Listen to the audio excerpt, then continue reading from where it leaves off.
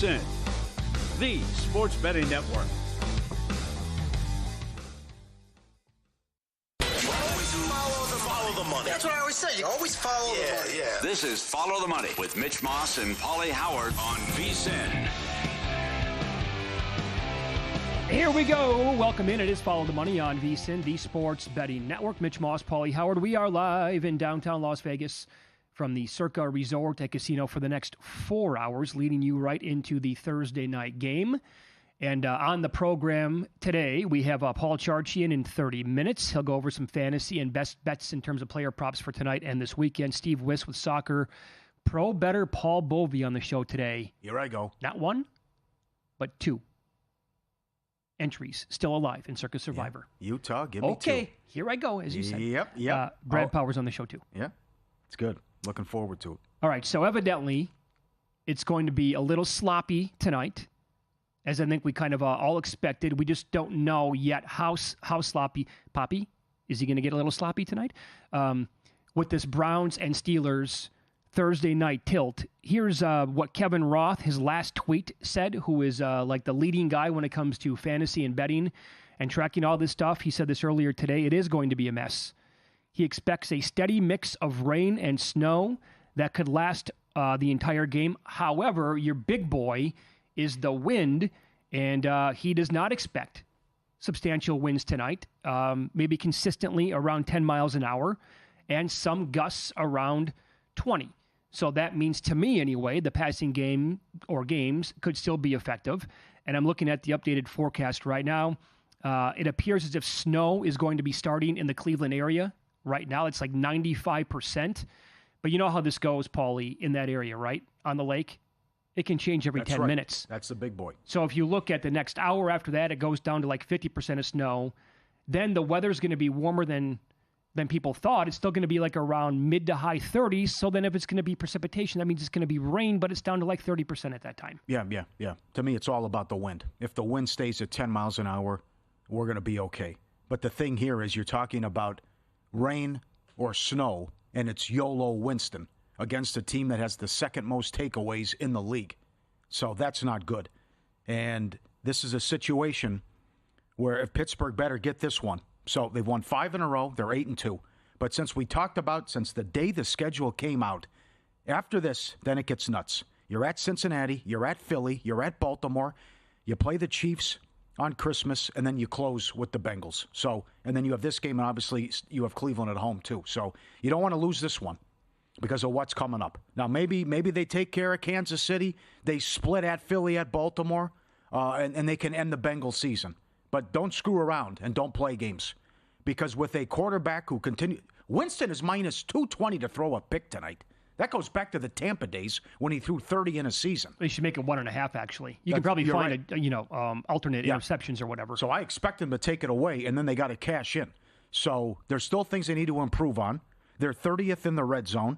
They're 17th on third down. But since they put Russ in there, 37, 26, 28, and 18 points. And they certainly moved it against Baltimore, but had to settle for all the field goals. So with the great chemistry and rapport he has with Pickens, the solid defense, you have an unbelievable kicker, you take the ball away, I can improve in the red zone and on third down. That's great. That's great news. And it's also why you're a contender to go to the Super Bowl. You also, with a win, would be the 21st year in a row, 500 or better. Ties an NFL record. The consistency and just awesome how great this organization has been for 21 years. Mike Tomlin is 26-6-1 last 33 games against the Cleveland Browns. Pretty good. Mm-hmm. There's also this. So, again, I don't think the weather's going to be that bad. If it is, the thought is going to be, well, is this going to turn into a contest on the ground where both teams are going to just try to run the football and establish it? I don't think that that's going to be possible for Cleveland. Like, can they run the ball tonight? Let me geek out and give you some numbers here real quick. On offense, the Cleveland Browns are 30th in adjusted line yards running the ball. They have the highest stuffed rate in the league, which means they get, like, the contact is made right at the line of scrimmage or behind more than any other team in the entire sport. Also, their running backs are 30th in the open field. Nick Chubb is an awesome specimen of a football player. I don't think he's anywhere close to being back to what he once was. And that injury is not going to allow him to be the guy that we've seen over the years. And I'll flip it here with the Steelers defense. They are fourth best at adjusted line yards up front. They have the third highest stuffed rate and the fifth best at the second level and second best in the open field. So I don't even, is that even a possibility? And so even if we do get a little bit of slop tonight, I think that's not going to slow down Winston and the game plan here from throwing the football. If the winds are going to be around 10-mile-an-hour winds, that's in the studio right now. Yeah. We have a Zephyr going on. Yeah. Who cares? Yeah, right. Yeah, he has plus 230. They have 250 yards passing. I don't think that's crazy. But the other thing is when you watch that game against the Saints, again, how bad they were defensively, but he throws for almost 400 yards and they score 14 points. So I know I'm going to win the special teams battle, too, because you just have a game where Hopkins is missing from 27 yards in a dome. What, are you going to try long field goals with him? And Boswell's automatic. The other thing, Cleveland has gone under their team total 9 of the 10 games. Baltimore's the only game they went over their team total. Yeah. I don't think they're going to do much tonight. They're going to turn it over. He'll be sloppy, but I think even if they're behind, especially if they're behind, they're going to throw, and I think Winston can get there with the passing yards over, and you can ladder that, too. Yeah, you can. There's that. What is that bet that you saw? 250 plus here. What is it called? Plus 230 to get 250 plus. Plus, was it YOLO Winston or something like that on one of the apps that we have? Not that one, no. Okay, yeah. All right. So, I told you about yesterday. I bet Wilson right away because I didn't think the weather was going to be that bad. I bet him over 173.5. It's around 184.5 right now, maybe a 187 out there as well. But this is what quarterbacks have done in the air against Cleveland's defense so far this year. I'll go from most passing yards to fewest. Lamar had 289, Herbert 282, Hurts 264, Derek Carr 248. Jaden Daniels had 238 as well. Danny Dimes 236, Trevor Lawrence 220, Joe Burrow had 181, and Prescott had 179. So when I bet it over 173.5, the only quarterback to not go over that number so far this year is Minshew, and that was 130, and they're hot garbage. Right? So I know that Tomlin came out and he said that this could be like a Najee Harris game. His mutter was a mutter. Yep. You're going to want to get him going. But I was scared of the Washington game, though. He had all those carries, but couldn't do anything. We had like 60 yards, 50 yards in that game. Totally agree. So I'm looking at Pickens. To me, it's all about Pickens in this game because Cleveland's defense is horrible against number one wide receivers, giving up 10 yards an attempt. And Pickens, since they put Russ in there, averaging 74 yards a game. So here's Pickens since Russ took over. 8 for 89, 12 targets. 5 for 91, 7 targets. 4 for 74, 5 targets. 5 for 111, 9 targets, and 2 touchdowns. So I want him over yards. I can ladder that. And then at DK, his longest reception is 25.5. He's had 37, 34, 43, and 44. Gone over that too. So again, it's too much an overreaction to what this weather could be. If the wind cooperates, and I think it will, we're going to be fine here. I agree with that. 25.5 is too low. How high do you want to go with Russell Wilson's passing yards? Or do you not want to play it at this point? Maybe I like it over. No, I'm fine with that. You want to go up to 200, 215 or something like that, 210? Yeah. And then Pickens, you want to go to 75, 80, something like that? Yes. Okay. How about some trends you can find? Steve Makinen at VSiN.com. Pittsburgh is 30-7 under the total as a road favorite since 2014. That's Tomlin putting the clamps down against teams that he's supposed to beat. Under the total, 8-3, last 11, when they play this game in Cleveland.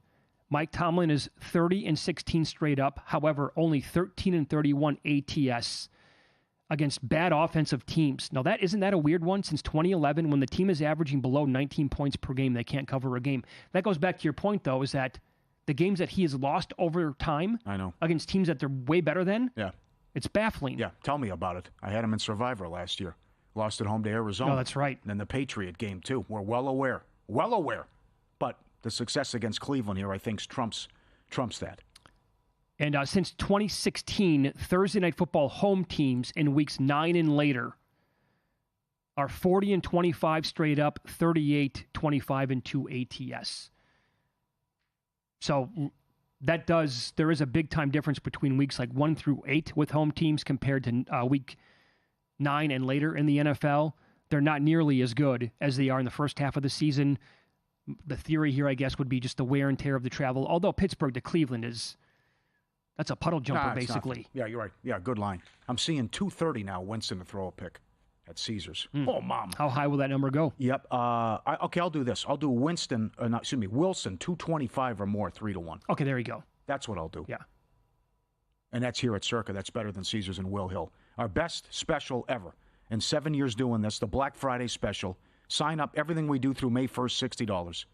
Again, college basketball madness right now. You just had Drake beat Miami as a 9-point dog.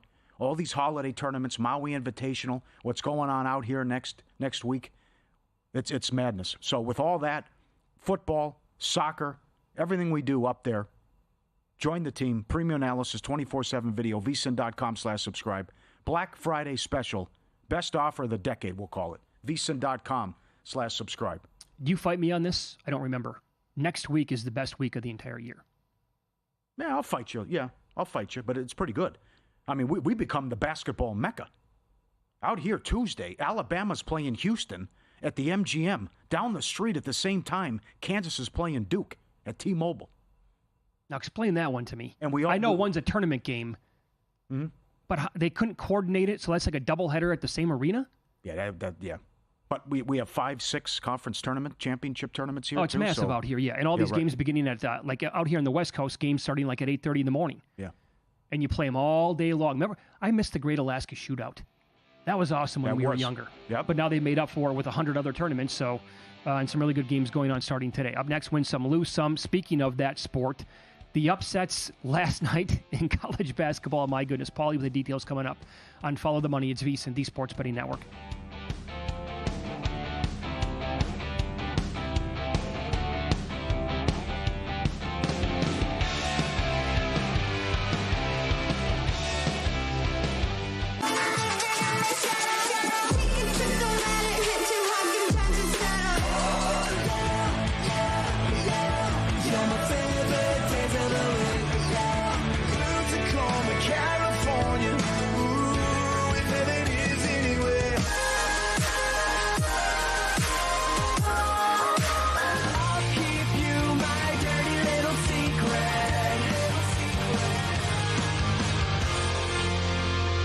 Join us on a numbers game where Gil Alexander takes you on an informative and entertaining ride, focusing on the numbers that fuel today's bettors. The Pittsburgh defense is amazing. I'm not doubting that. You think it's impressive, but you don't get how impressive it is. Okay, Mr. Football, we get it. Why do we bet baseball and tennis and other things? Because this league is mashugana. He sets the table as the money comes in each day, helping you become a sharper bettor. Catch a numbers game weekdays at 10 a.m. Eastern, only on VSiN, the Sports Betting Network. So, Paulie, have you had a chance to read the VSiN Daily yet? Yeah, came in at 3 a.m. What's Bill doing up that late? Well, rumor has it, it starts off with a 12-hour meditation session. Then he just pours himself over film and live TV, really focusing and taking it all in. Bill's in with the biggest insiders, talking trade secrets, strategies, the whole nine, absorbing the info. And then and only then can the writing process begin.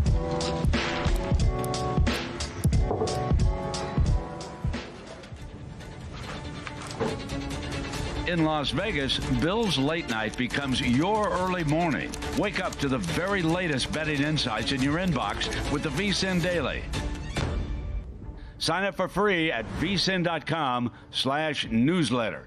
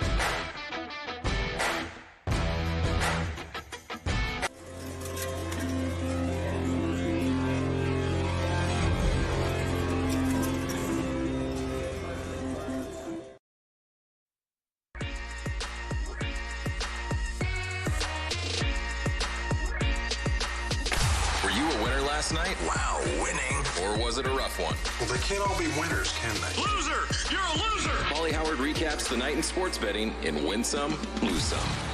Cal Davis 11-1. Beat Grand Canyon. Huge dog. Jacksonville plus 750. Beat Virginia Tech. Little Rock 6-1. Love the Drake. Just beat Miami. 9-point dog. 4-1. Tournament in Charleston. UTEP 2-1. What a night in college hoops. Kennesaw State from 1 up to 4.5 they covered, and Ball State under 148 down to 142. Knicks Suns over. I was betting this in play. Oh, it was a dream. And that 70-point third quarter helped out. 221 up to 227.5. Have the Knicks, offensively, they're Very really good. damn good. Yeah. Now, people are asking the question today, have they figured it out? I would also come back and ask the same question, or I guess answer the question with a question by asking, have you seen the competition? They're beating really bad teams, but at least they're getting it together the way it appears. Yep. Sixers Grizzlies over 219.5 up to 226.5. I can't even find a number on the Sixers to miss the playoffs today. Really? It took me like hours to actually stumble upon one. Oh, so they lose again. The worst record in the NBA, and Paul George is now hurt. So as Brian Windhorst said from ESPN, it's the same thing like we just went through with the Clippers. It's, well, once we get to January, or what? Well, once they get, it's just not going to happen because this guy's always hurt. And Embiid's got I'm not playing back-to-backs, out of shape, whatever. They have the worst record in the league. So I've been asking myself this question this week on the 76ers and the Bucks because I have not bet either team to miss the playoffs yet. Is it maybe a little Houston Astros action going on? Remember, they were awful for like the first 2 months. So they're not going to put this together. They won their division. No, not with Philly. Not with Philly? No. We're going to do this in another month, and it's absolutely, you're running out of time. The thing that saves them, it's the biggest disparity in 70 years, West versus East. So the conference is so bad, they could still get in there. College football was good. Maction, both dogs. In Ohio, Buffalo under 51 down to 47. Subscribe, be part of the team, VSiN.com, our radio and podcast friends. You always want to see these tweets and videos. How do they make it? How do they do it? Here's the panda reel just coming in. A reel of pandas falling down. Here he's just on the picnic table with all his toys coming down. Here he's trying to climb the ladder and go across, and that's going to... And then he falls down. It's like they're drunk or they're high. Here he is on the device out on the playground as well, hanging up there, and That's got to feel good. Yeah. He falls through the hole, and they're standing up and balancing. How the hell does he... I mean, there's nothing like them, right? Look at them. No, they are completely unique. Uh-huh. By the way, I saw a completely different reel, and it was pandas, and somebody was asking, how do they exist as a species? I have no idea. Look at this. Yeah. They act like they're 2-year-olds, what they're doing. Hey, let me try this, huh? Very good. Now, this is a tough situation. I don't know where this is. The bear is in the candy store. Oh, interesting. And here you have the security guard. Come on now, shoo. Get out of there now. And he's throwing treats at him to try to come over. And it's like, and the lady's behind him saying, he's hungry. I wouldn't be walking around there, you know. You see the people walking behind there in the store? The bear's in the candy store. Oh, here comes the security guy, too. Another guy coming in corner. Well, I don't like the game plan. No. He's by himself here in a candy store, and you're throwing candy at him. The bear could be like, yo, bro, I have all this candy in front of me. I'm not going to pick up. I'm not falling for your crap here. Yeah. Tough move. Tough scene. Bill Taylor, win some. Congrats. Playing $5 denomination. 25 a push. Double-double. Gets dealt an ace. It comes 2 ace, ace, ace. 10 grand. Merry Christmas. Bill Taylor. Thanks for sending it in. Send it in, we'll put you on. What a feeling that is. You're not thinking that's happening. You hold the ace. You're hoping for one more ace maybe to get a pair, and that's it. You move on. Yeah, lose some again. The Sixers from 2 up to 4.5. They're like the Jets. Continue to take money, continue to lose. Cavs, Pelicans under, no chance. 225.5 down to 216.5. Cleveland buries them. No Garland in that game, but still didn't matter. College hoops, Stanford 15 up to 21, won by 7. Love Omaha Steaks. So good. Had the delivery last week. They sent it to Mitch as well. I'll tell you what's underrated. Their burgers are phenomenal. So good with their burgers, and you know about the steaks. This is from Joe. I ordered the Omaha Steaks package for relatives with the money code. I got them last year for the first time. Everyone loved them. And these are people who regularly go to top steakhouses, and they said Omaha Steaks, the bee's knees. OmahaSteaks.com, $30 reward card when you shop early. Extra $30 off, promo code MONEY. Tell your friends, tell your family. What a perfect gift for the holidays. Promo code MONEY. And they have packages starting at $89.99. OmahaSteaks.com. Our listeners get an extra $30 off, promo code MONEY. And you get that $30 reward card when you shop early. 50% off, OmahaSteaks.com. Code MONEY. How do you like your steak, by the way? Medium. All right. I got Lorraine made Omaha steaks for us a week and a half ago, medium rare, and they were absolutely perfect. Okay. The burgers, you're absolutely spot on. Do not sleep on the burgers. Oh, they're good. We had them a couple days later. Phenomenal. All right, hit me with these. Okay. I'm going to go in fresh. Look ahead numbers here in college football. Throw some at Brad Powers coming up. Look ahead lines. Thanksgiving night, Tulane at home to Memphis. Tulane already in, playing Army in the AAC title game. Friday night, December 6th, I think it is. Tulane now ranked top 20. Just beat Navy by 35. Yep. No guess? Oh, I have no idea. Tulane 12.5. 12.5. Big power rating. Memphis 9-2. Georgia against Georgia Tech. Georgia 20.5. We're getting carried away here. I would not have guessed that high. Right, too. But how people are talking about this team, which, hey, I watched the Kentucky game. I watched the first half of Bama. Okay, you were great against Texas, but that was pathetic against Ole Miss. You weren't scoring. You could have been out there 8 quarters. You got the gift to start. Again, if you look at the numbers this year with Georgia and compare them to like the previous 4 years when they were a machine, it's not close to the same team. All the off-the-field stuff, Carson Beck stinks. He's a turnover waiting to happen. I know they dominated Georgia. How about this? What if they dominated Texas? What if Texas is like slightly above average? Mm-hmm. What about that scenario? Yeah, they killed Oklahoma. Oklahoma's no good. Texas doesn't really have that great of a win on their resume. So, that's a possibility as well. Sure is. What else you got? Well, here's 2 back-to-back I think are outrageous. And these are up at DraftKings. Tennessee, 10.5 at Vandy. Vandy, 6-1 ATS as a dog this year. Well, so here's the deal. I saw much lower than that at another book. I think you have to grab Vandy if you have access to that book. It's up to 11. I can't believe it. Okay. I saw, I think it was 7.5 on the game. Wow. Yep. Vandy getting 11 at home. Clemson, 4 against South Carolina. What? Where's that game at? Clemson. That's above a field goal? Yeah. I got to take the Gamecocks. Colorado, 16.5 at home to Oklahoma State. They will score as many points as they want. USC, getting 6.5 at home to Notre Dame. I have no opinion. I absolutely have to see one more game here with USC's new quarterback when they take on UCLA this week. Ohio State, 22.5 at home to Michigan. That sounds about right. Wow. Oregon, 18.5 at home to Washington. That was 20.5, by the way. Is that a touch high?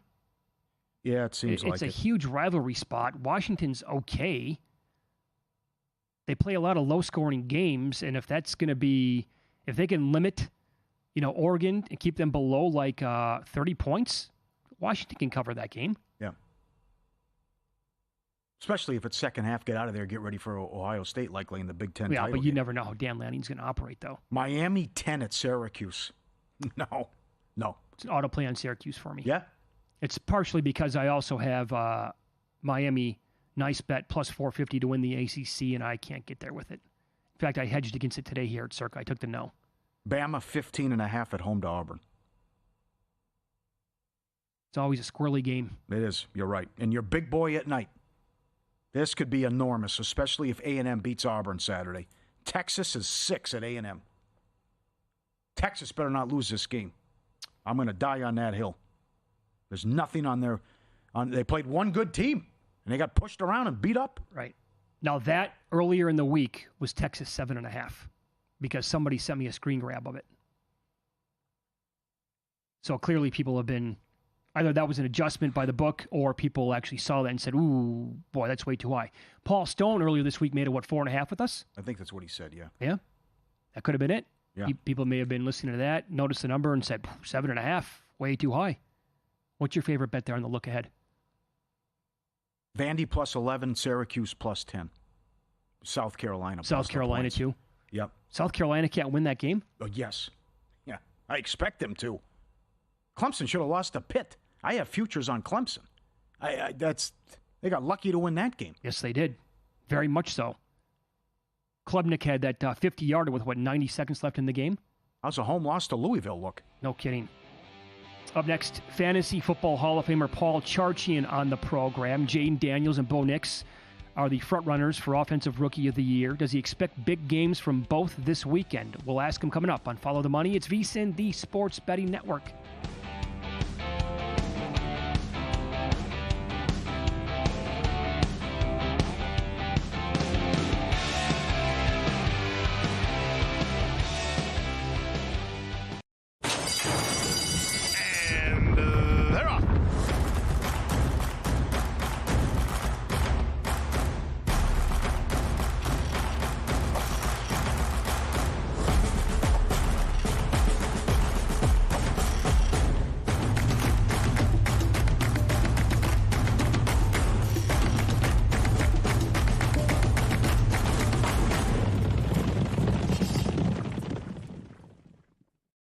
Sports betting game with VSiN's exclusive betting splits.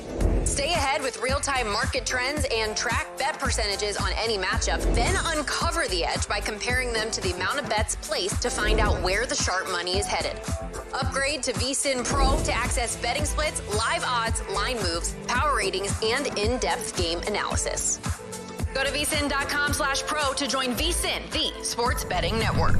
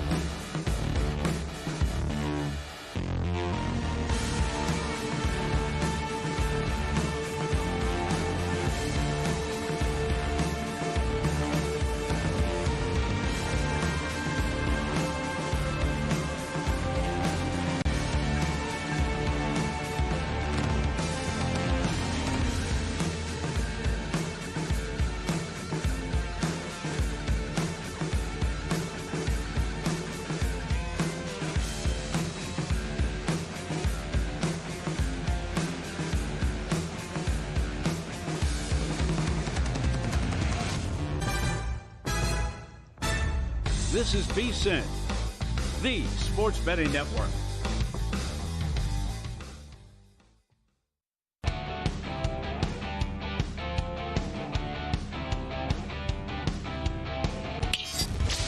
This is Follow the Money on VSiN.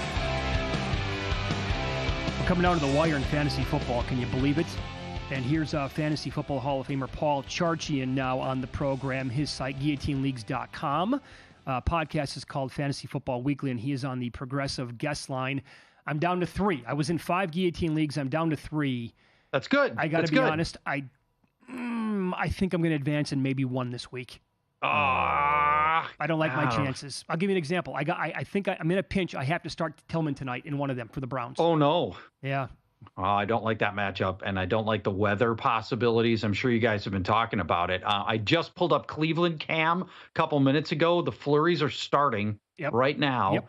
And it looks like weather's going to be a factor here. 100% chance of precipitation. It's the good old wintry mix. So your wintry mix, you get cold rain, a little sleet, some snow, and possibly the elusive sleet as well. And they're talking about winds. Earlier this morning, winds were expected to be in the 10 to 20 mile an hour range. They've upped that to 15 to 25, gusting to 30. Well, hold on. When did that happen? That was lunchtime I was looking. So you may check now. And this is the sort of thing you might want to just wait until you see it with your own 2 eyes. 20 minutes before kickoff if you need to. No, we're going to do that and reach out to Rizzo. But with the wind off the lake, you're right. It can change just like that. It can. Now, there's a hierarchy of winter weather concerns for fantasy players. The low-level concern is snow, which is unless it's a ton of snow, and then it affects footing and stuff like that, and things get get really slow. But oftentimes, if there's just a little snow, it actually helps the offense because the defensive players are trying to react to where the offensive players going, and the offensive players know where they're supposed to go. So snow's not that big of a deal typically. Now, rain is the medium level in the hierarchy of winter weather concerns for fantasy players because nobody likes cold, slick balls. Quarterbacks can't grip as well. Receivers drop more passes. Rain can be tricky. Wind, especially wind over about 25 miles an hour, could be a really big impediment. If it gets that far consistently, fewer passes, period, but also fewer downfield passes, and that's what fantasy players want, of course. Now, the concern here for tonight's game, we could have all of that. We could have cold rain, snow, we could have winds, the whole thing. It all could compound on itself. And we've seen some other Cleveland games where the whole thing just gets bogged down and nobody's scoring. It's run, punt, run, punt. And that's a possibility here if things go badly enough. But we're not calling it yet. It's too early to say. And I don't want to panic anybody quite yet. Yeah, don't do that because I don't want to buy into that because I have a big bet on Russell Wilson over his 173.5 passing yards for the game when it looked like it wasn't going to be that bad. So what do you want to do with Winston on the flip side? He's like minus 230 to throw an INT tonight. Oh, God. That's free money unless they just don't pass. So that would be my concern about that bet is Nick Chubb has been basically invisible since his return, which is too bad because he was a great player and he still might be a great player, but he hasn't been a great player this year. Running only 3.1 yards per carry, which is way under the 5.2 that he averages on his career. Chubb's been terrific, but this game could turn into a slog where they're just running. And we've seen Stefanski do this in bad weather before. And if you're me, if I'm Kevin Stefanski and I need to win this knife fight with my AFC North divisional rival, I'm running the ball. I don't want Jameis Winston against TJ Watt and Cam Hayward. That sounds like a terrible idea. Let me run a bunch. So that maybe that's the way that Winston avoids the interception here is they just don't let him pass more than like 18 times in the game, which is possible. What do you think of Mitch's bet? I mean, what does Pittsburgh do offensively? And they've been good offensively since Russ has been in there. They have been good. And weather aside, I was really optimistic about this game. Myles Garrett's still good, but not dominant. He ranks 18th in pressure rate. And we think of him as like a top 5 end, but he's not playing that well. And their Cleveland cornerbacks have really fallen off hard. Cleveland is the only team in the NFL with 3 starting cornerbacks who are all bottom 25 in receiving yards allowed. So that means there's positive matchups at the X, the Y, and the Z, left, right, and slot. It's a great opportunity that way for the Browns receivers. George Pickens has emerged as an every week starter for fantasy and is a major contributor here. But again, what worries me here is, Russ's arm strength isn't great and hasn't been for a long time. If he's got to try to throw into a 20-mile-an-hour wind, 25-mile-an-hour wind, I don't know. All bets are off then. So I just think it's just got the weather variables. Again, I'd want to see with my own two eyes 10 minutes before kickoff and make my call then. Fair enough. Too many unknowns for the game as of now. Yeah. We'll move on to the weekend's games. It's Follow the Money here on VSiN, the Sports Betting Network. Our guest, Fantasy Football Hall of Famer Paul Charchian, he is on the Progressive Guest line. So Bo Nix is, he's catching Jaden Daniels in the Offensive Rookie of the Year market. And I think deservedly so here, the way it's going, although Daniels was a machine for the first, 2 months of the season. Are you expecting both players to have big games this weekend, Charge? Well, let me ask you this. Just taking everything else off the table, who do you think's going to win, Bo Nix or Jaden Daniels? On past track record, it would be Jaden Daniels, but based on where they are now and the momentum that Nix has, who do you think's going to win? I need to know more about the injury that Daniels appears to be playing with, because he still wasn't right against Philadelphia last Thursday, in my opinion. Yeah. The rib injury is an X factor here for sure. But so put it this way, though, if he's closer to full strength this week, I think they're going to just barbecue the Cowboys, and then he'll probably widen the lead again. Yeah, and that's very possible. And it's amazing how 1 week can change this race. I mean, look at where these two were a week or 10 days ago. When I looked last, and again, it was like 10 days ago. There was I want to say Jaden Daniels was minus 2,000 and Bo Nix was plus 1,000. Yep. So there was 3,000 between them. And now there's 1,000. The delta between them is 1,000, right? I mean, it's shrunk that much. Bo Nix has been great. It's twice in the last 4 games he's had monster stats. His whole season pivoted in week 5 when he played Las Vegas, the same team he's playing this weekend. He scored 3 times in that game. And prior to that Vegas game, Bo Nix was throwing at 4.5 yards per pass. That's it, 4.5. They opened it up against Las Vegas, and ever since then, he's been a good downfield passer, and that's been the big change for him. And add in the running, that's been really, really good. This has turned into one of the great turnaround stories for a rookie quarterback. And the last 3 quarterbacks to face the Raiders, they're averaging 3.5 passing touchdowns per game. This is a great opportunity. Jaden Daniels is probably going to have a very good game against the Cowboys, probably, but maybe not. Well, we can talk more about that if you want to. Bo Nix is also likely to have a really, really good game here. So I think this thing is going to stay very tight for at least another week. Okay, and assuming he's healthy, then Daniels has got to light him up, though, right? This defense is terrible. You would think so, but that's where it actually gets a little bit tricky. The only hesitation I have with Jaden Daniels, because Dallas's defense is prone to give up these gigantic leads, they're seeing the second fewest passes in the NFL, just 27 per game. And so if you think the Commanders are going to get out to a big lead, there's a chance that they protect this rib injury that may or may not be there. We think it's there. They don't ask Jaden Daniels to pass a lot, and they don't ask him to run a lot. And he walks out of this thing with a win, but a very marginal box score, which is possible. Now, having said that, other mobile quarterbacks have destroyed the Cowboys this year. Jalen Hurts had 2 touchdowns. Brock Purdy, 56 yards and a touchdown. Lamar Jackson, 87 rushing yards and a touchdown. So the mobile quarterbacks have had a lot of success here, but they didn't have this rib injury that we think Jaden Daniels has. So I'm just highlighting a scenario where Jaden Daniels doesn't post a big box score here, which is possible, but I still like him. I'm starting my fantasy leagues. He's in my top 5 at quarterback. Yeah, more fantasy coming up with Charch, and this is going to be great. I mean, not for fantasy players. How do you navigate this with all the buys now and big-time players that are going to be out in the playoff start soon? If you ever get red-hot betting and think your picks are worth money, Juice Reel, changing the way sports bettors buy and sell betting advice.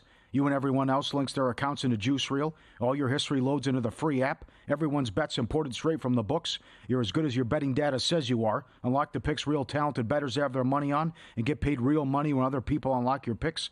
Fully transparent betting advice from real people. Only on Juice Reel. Download for free, iPhone or Android. REEL. Grab it, get it, download it.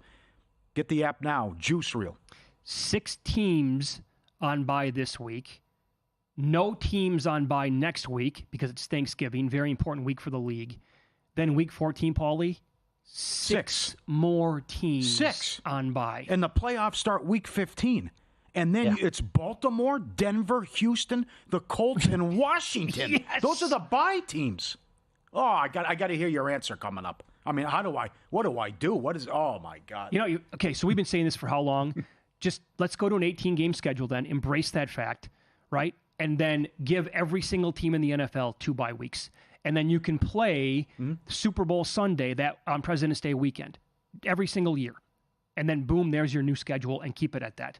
You're playing from the beginning of September basically to the end of February. Each team gets 2 bye weeks. We'll continue with Paul Charchian up next. Get his thoughts on that with all the buys coming up this week and in 2 weeks.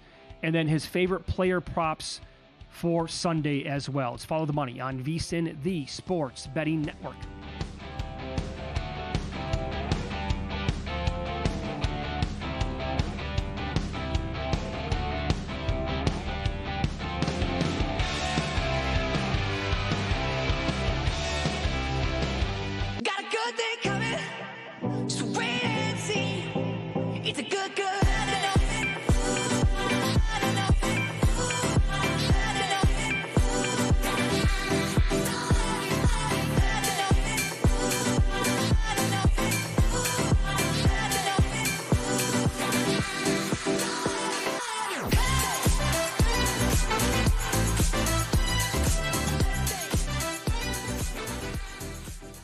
You spoke, we listened. Introducing the all-new VSiN Watch app. Now, you can watch and listen to VSiN expert analysis live wherever you are. Missed a show? No problem. Catch replays of VSiN's full lineup at any time. View highlights sorted by sport. Or use the search feature to find specific teams and topics you're looking for. And the best part? It's free for a limited time. Download the VSiN Watch app today. Available now on the App Store and Google Play. And join us on the Sports Betting Network.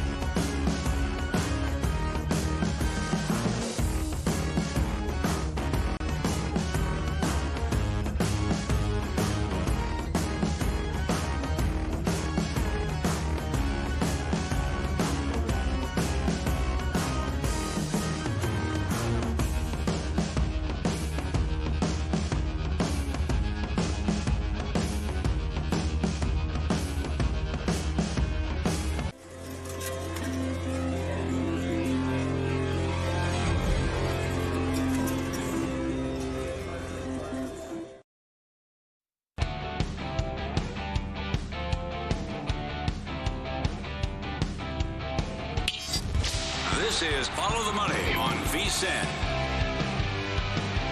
We continue here with Fantasy Football Hall of Famer Paul Charchian, GuillotineLeagues.com. Podcast is called Fantasy Football Weekly. He's on the Progressive Guest Line. You've been doing this for a long, long time. What is your 30,000-foot view of all these teams on bye this week and then 6 more on bye in Week 14? Well, in some regards, it's great because it shakes up all of like the standings in your leagues. Good teams are going to take losses because they haven't had to deal with bye weeks yet. And so we're going to see some of the teams at the top of your standings in your fantasy league get knocked down a couple of pegs this week and in Week 14 with the 12 teams off between these two. And so it'll be a chance for the teams that have already dealt with their byes to make up some ground. So we'll shake up the standings a little bit. That part I do like. I don't love 6 teams off because it doesn't leave a lot of spots for you to pivot. When you've got somebody on bye, there's just not a lot of places to go. So my recommendation, and it's a little late now for this week, but especially for Week 14, you're going to have all these great teams off of Week 14. Start planning who you need to pick up. Who are the backups that you've got to identify and pick those guys up Week 13, next week, Thanksgiving week, 1 week in advance. If you're fighting everybody else for the same backups in Week 14, you may not get those guys. So plan a week ahead. All right. In terms of player props for this weekend, just today, I saw some advanced numbers on 49ers wide receiver, Juwan Jennings, not Deebo Samuel, not Ricky Pearsall, not a George Kittle sighting a tight end, although he's going to play this weekend the way it looks. What do you want to do with Mr. Jennings this weekend against Green Bay? I think this is one of the most broken lines we've talked about all year. The over 52.5 receiving yards, I love. And let's also consider the anytime touchdown. So this is going to take me a minute, so just bear with me because I love Juwan Jennings. I want to talk about it. But first, the Packers have been a good wide receiver defense. But where they've been really good is they've stopped opposing wide receivers from having explosive games, 110-yard games, 130-yard games. We don't need an explosive game from Juwan Jennings. I need 53 yards. In the last 3 Packer games, 5 different wide receivers have topped this line. And that includes 2 different Bear receivers last week. Star cornerback Jair Alexander's hurt. He's got a knee, may not play. Star rookie safety Evan Williams in the conversation for Defensive Rookie of the Year. He's got a hamstring. That might work to the advantage of Juwan Jennings. But here's the key stuff you need to know. In his 3 starts, Juwan Jennings averaging 9 receptions, 119 yards, and 1.5 touchdowns. I need to get to 53 receiving yards, less than half of that. And in those 3 starts, Juwan Jennings, an enormous part of the 49ers offense. He's averaging a 30% target share. Now, I know it's not a stat we throw around a lot, so let me explain what a 30% target share means. On the entire season, 1 player has a 30% target share, Cooper Kupp, nobody else. We're in the territory of Justin Jefferson, Amon-Ra St. Brown. That's a 30% target share in that conversation. In all 3 of Juwan Jennings' starts, he led the 49ers wide receivers in snaps. He's on the field all the time, and he's just a great player. He's strong, he's physical, tremendous contested catches. He's second in the NFL in missed tackles per reception. He breaks tackles. He's averaging a full touchdown per start. The only receiver to do that is Jamar Chase. So this is a great opportunity. Love Juwan Jennings over 52.5 yards, and I'd also consider the plus 240 touchdown. Okay. Are you concerned at all about Brock Purdy? I know he was dinged up this week. All signs suggest that he's going to go in this game, and they need it, right? I mean, they don't really have the luxury of taking games off in San Francisco right now. All right. You mentioned Kupp. Is he in a good spot this weekend for the Rams, or is it one where you kind of want to fade him? We're going to fade Cooper Kupp here. Under 64.5 receiving yards against Philly. Now, be sure to shop this. I've seen a 3-yard swing on that, which is a big deal in the prop world. Cooper Kupp's got the 6th highest over-under for the week. So we're going to go under. And Kupp's facing the league's best slot receiver defense. Eagles rank number 1 in yards and touchdowns allowed to slot receivers. And it's all pivoted on Cooper DeJean, the rookie that they drafted. He became the starting slot cornerback for Philly in Week 6. Here's what's happened to slot receivers since Cooper DeJean took over. Week 6, Elijah Moore, 3 yards. Week 7, Wendell Robinson, 23 yards. Week 8, Andre Yosavash, 0 yards. Week 9, somebody called Austin Trammell, who honestly I hadn't even heard of, 18 yards. Week 10, CeeDee Lamb, 21 yards. And last week, Olamide Zaccheaus, 10 yards. I mean, and granted, Cooper Kupp's a billion times better than all these guys. Well, except CeeDee Lamb. But still, he's got to be like a billion times better because they're giving up nothing to slot receivers. So it's Cooper Kupp's great, but I feel like there's a really nice opportunity to hit the under on the 64.5 receiving yards. All right, great breakdown. And by the way, so that tells me, but with the eyeball test, you knew that the Eagles hit a home run with their draft picks last year in the secondary. To parlay what you just said, Sal Paolantonio was on the show yesterday, and he had something to say about Quinyon Mitchell. It was like he has the best numbers ever for a rookie, and beyond that. So that combo obviously is amazing for Philadelphia. Paulie and I have made a lot of money on Cade Otton this year. And that's basically like going over his receiving yards, some ladder bets, maybe a touchdown. He's been a huge target for Baker Mayfield, especially after all the injuries here. But now you want to fade him as well? What the hell's going on here? Yeah, I know. Okay. So, look, I don't like taking the Giants side of anything right now, but let me just play it out and you can make your own decision on this, okay? Since Mike Evans and Chris Godwin went down, Cade Otton's been great. Fantastic. Averaging 8 catches, 73 yards per game. It's awesome. But there's two big elements working against Cade Otton in this game. One is the return of Mike Evans. In the first 6 weeks, when Mike Evans was healthy, Otton was only averaging 3 catches for 27 yards. Now, that said, Chris Godwin was available then too, and Otton is still eating a lot of Chris Godwin's routes. So it's not just that Evans is back, but Evans is going to see way, way more attention than the other receivers were getting when Mike Evans was out, of the Jaden McMillan types. But also, the Giants are killing tight ends inexplicably. Here's what opposing tight ends have managed against the Giants. And, I don't know. I'm just giving you the numbers here. Last week, Jatavian Sanders, 8 yards. The week before that, Zach Ertz, 5 yards. Week before that, Pat Freiermuth, 19 yards. The week before that, Grant Calcaterra was your starting receiver for the Eagles, 10 yards. The week before that, Noah Fant, 24 yards. Over the last 5 weeks, the Giants are giving up, on average, 2 catches for 23 yards to the entire tight end position. Cade Otton sitting at under 51.5 yards. So, is it within the Giants to give up the 51.5? Yes, I don't trust this team right now, but I'm just telling you, this is the data's here. The Giants have been great against tight ends. Maybe they will be here too. In 60 seconds, how concerned are you with the Giants fantasy players, the change to DeVito, and the quotes and comments coming out of the locker room that they're pissed off what they did to Danny Dimes, and Drew Lock was livid too? They should. And especially the Drew Lock thing is what really galls me. I mean, Daniel Jones in many ways deserved a benching, okay? But your number 2 quarterback is Drew Lock, and you're not playing him because you don't want to pay the escalators in his contract?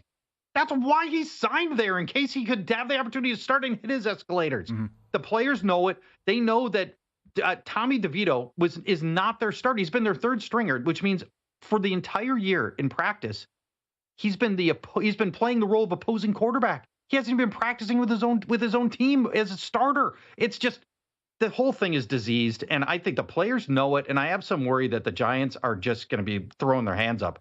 They've lost. I think they've lost a lot of players on this. Hopefully we're wrong, but that's what it looks like right now. Totally agree. Yep. You have another prop or two that you like this weekend? I do. Here's the most binary prop I've ever given you guys, and you'll see what I mean by this. Denver tight end Adam Troutman. By the way, he's Denver's tight end, if you're wondering who Adam Troutman is. Over 8.5 yards. That's all we got to do here. We're going to try to thread a needle here. He's only getting 1 target per game, but he's the leading tight end on the team. He averages 19 yards per catch. He put up 1 catch for 3 yards last week. So here's your proposition, Troutman. We need him to just catch his 1 target, which he usually does. And here's where it gets juicy. Over the last 5 weeks, the Raiders allow the most tight end receptions, 10 per game, and the most tight end yards, 79 per game. I don't need 10 receptions and 79 yards from Adam Troutman. I need 1 catch for 9 yards. That's it. He's the leading tight end on a team that has the opportunity to play the coldest tight end defense in the league. Beautiful. I love it. I love going for those guys under the radar like that.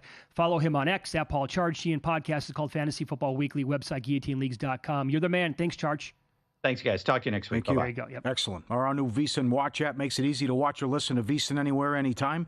Visit the Apple app or Google Play Store now. Download the VSiN Watch app. 24/7 video access to all the live video and audio streams. Watch replays of your favorite shows. Easily stream the video to your smart TV and browse clips by sport.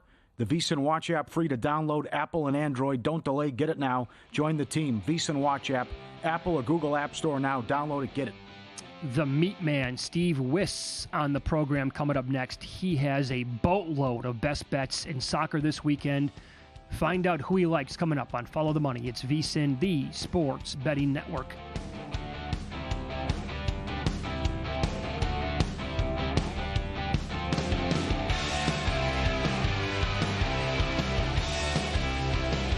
This Black Friday, get a VSiN Pro subscription for just $60 through May 1st. Our best deal